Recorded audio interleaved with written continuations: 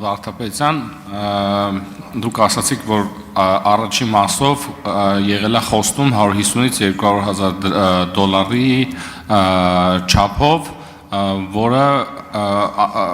այն օրվա դրությամբ, երբ պետք է պարոն Աղազարյանի այդ գումարը ստանալ, ենթադրյալ ըստ էության ավելի պակաս լինելով, քան խոստացածը, դրանով պայմանավորված լինելով վերջինս չի վերցրել։ Հիմա երկրորդ մասով ոնց հասկացա 23,000 դոլարի մասով արձանագրված է, որ վերցրել է։ Հիմա եթե պայմանական այս դեպքում էլ ինչ-ինչ պատճառներով գումարը փաստացի վերցված չլիներ, արդյոք դուք կգայիք նույն միջնորդությամբ ազգային ժողով, թե ոչ։ Դեռ այսքանը։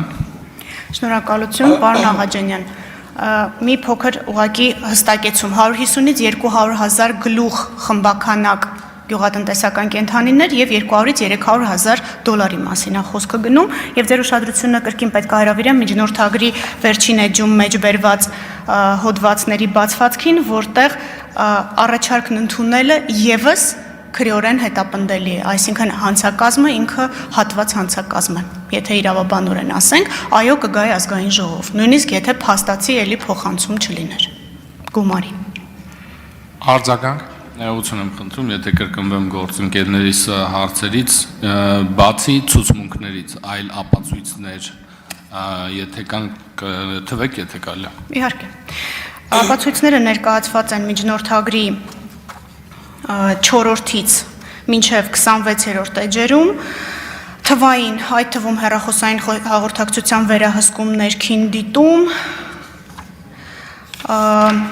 հակակոռուպցիոն դատարանի թույլտվությամբ կրկին մեկ այլ անձի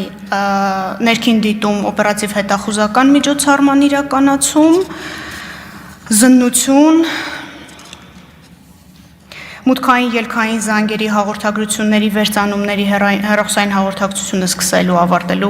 հեռախոսային հաղորդակցության պահին եւ դրա ընթացքում հաղորդակցողների գտնվելու վայրը տեղաշարժը պարզելու համար անհրաժեշտ տվյալների զննություն, դրանից հետո արդեն ունենք բոլոր անձանց ցուցմունքները եւ այդ անձանց